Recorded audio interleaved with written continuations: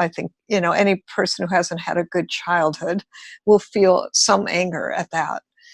And so I think there was that moment, like an opportunity presented itself, some part of my soul. And I think sometimes our soul is what has us do things versus our intellect, or even well, this seems like a good choice.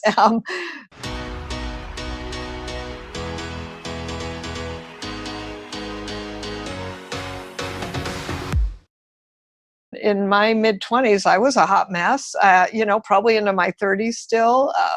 And I'm just looking at really the thing that saved me. It was my spiritual work and my growth in that realm, and my personal work and my willing to go to therapy work and Yeah. all of that piece, I think is actually what saved me.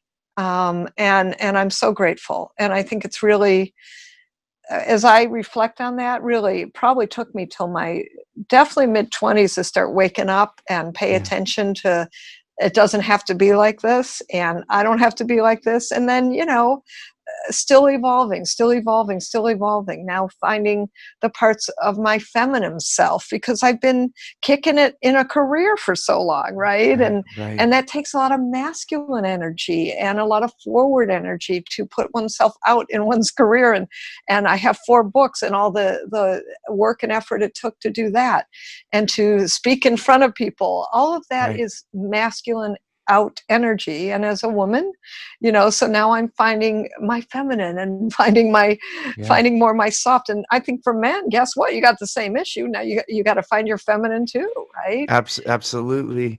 It's so we have so many parallels in that, and especially like redefining business as a woman, because came during a period of time where, business was looked at as a and there is, like, you're right. If you just look at the essence of masculinity and femininity, then, masculine is that doing, and, that where there's so much more expression of love coming from the feminine. So in that essence, you can see that. But even just in the public awareness, we've moved, still to this day, moving away from, what was this only a man thing to now. So, even during even these last 20, 30 years, you've had to look a certain part to be in that play, which we don't have to do now. So it's beautiful that you're saying that you're finding your service to the world. You're still working, but bringing that mix of the masculine and feminine, and we both have it. Like, so for me, I definitely was way more masculine, shielding myself from all the hurt and stuff from a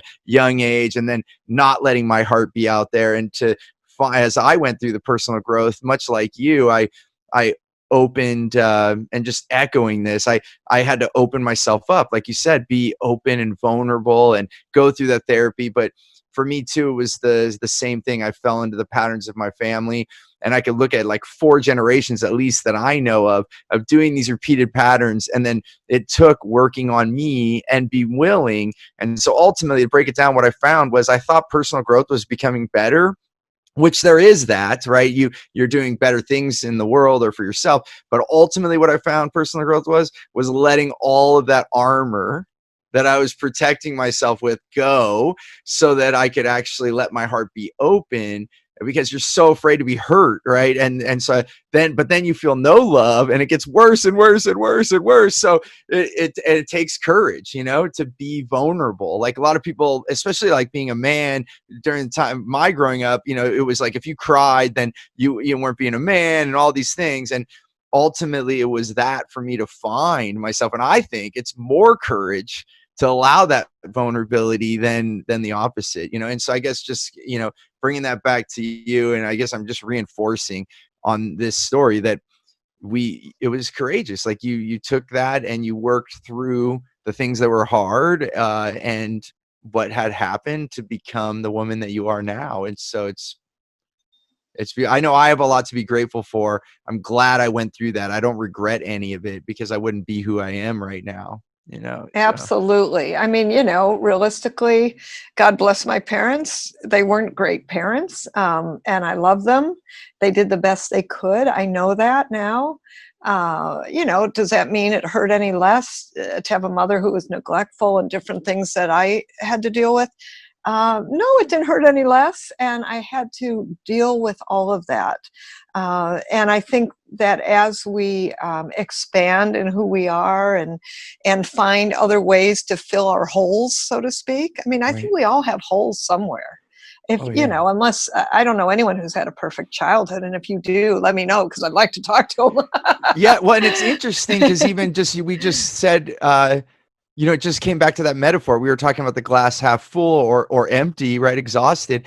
But I look at that with my parents too. My dad was a workaholic and absent, and then my mom was depressed that he was never there, and so then she was emotionally absent, and so they didn't. But I came to that same thing. I was upset, especially with my mom. We didn't get along, and so there was resentment especially in my 20s, like you brought up. I was definitely having that, but I've learned through all this work, I'm like, oh my gosh, of course she couldn't give me any water. She had none for herself, So That's right. That's right. ultimately, our parents, I'm in the same, so I have just tremendous love for my parents. They gave every bit that they could, and it does suck that it was just a little bit, at that moment, but we're all there. And so, and I haven't found that person having the perfect life either. Like, it doesn't matter if you have money or you have no money, if you have this or that, everyone's pain is at whatever their pain level of 10 is, it's still 10, so That's right. And it's their it's our journey, each one of us, right? For whatever we have to learn.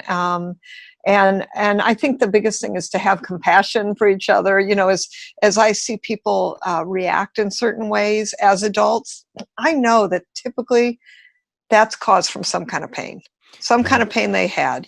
Somebody's unkind. Listen, I wrote a book on kindness, and it's been interesting reflecting on that.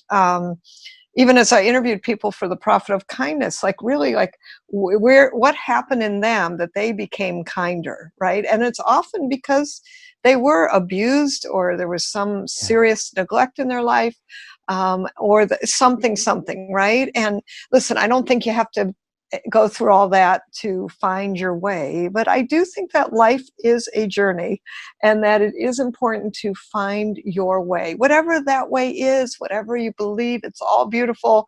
I'm all for all things that lead to love, and that are on the path of love and light. But as far as I'm concerned, each person does have their own path and their own absolutely. way to find, and that it's okay, and that even if they're not finding it yet, part of that sometimes is we got to have compassion and willingness to kind of be with people who aren't that easy to be with at times, Right, if you know what right. I mean. Absolutely. Well, and this is so beautiful the way this conversation is going. I'm curious to go back one more time. Like, so when you decided to take that personal growth workshop and you said that was a pivotal point, can you let your mind go back to that moment? What told you to do that, or what piqued your curiosity? Like, maybe I know you were curious. I get that about how you told your story, but what allowed you in that moment to say, you know what, I should do this? Do you remember by chance? Mm. I think part of it was I just didn't want to be so sad anymore. And and there was a lot of depression. There still continues to be, by the way. My brother's in 24-hour care and actually mentally ill, Oh, I'm sorry. for his I'm whole sorry. life, and he's in his mid 50s now. So there's a lot of mental illness in my family and a lot of depression, and I knew that I didn't want to go that way. And I could feel that if I stayed in the path I would go that way.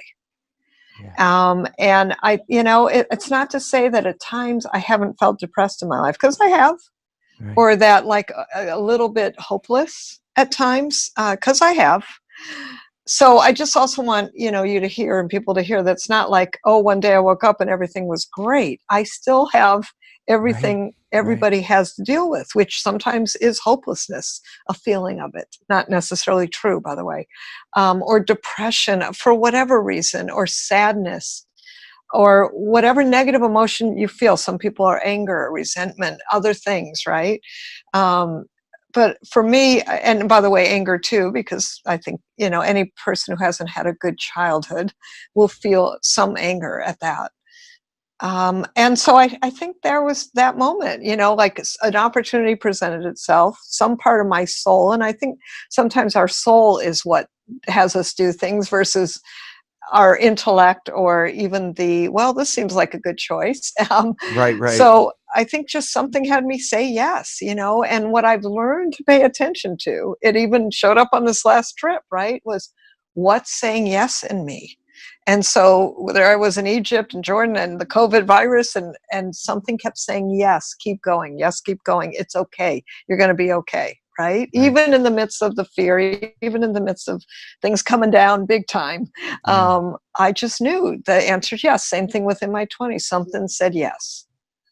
It's so beautiful, and thanks for sharing, because sometimes it's hard for us to listen to our feelings, especially, a lot of times many families you grow up and where they're even taught not to ignore their feelings, like stop feeling that, just do this, and going into that logic mind. And so I definitely am with you. I encourage people to notice their feelings. It's like the nerve endings on our hand. If you go towards something hot, it wants to pull away because it's trying to help you. And we have those feelings even in decision making. I think that um those can be ignored. So I think this is a great story for people to be reminded, hey, if you're feeling something, pay attention to it.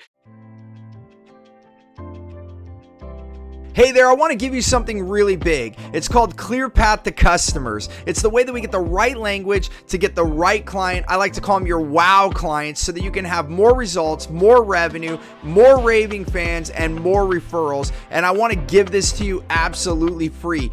And all you have to do is go to stevenapolitan.com to check it out, or you can look at the description here. We'll put the details there. As always, remember, choose gratitude and create freedom.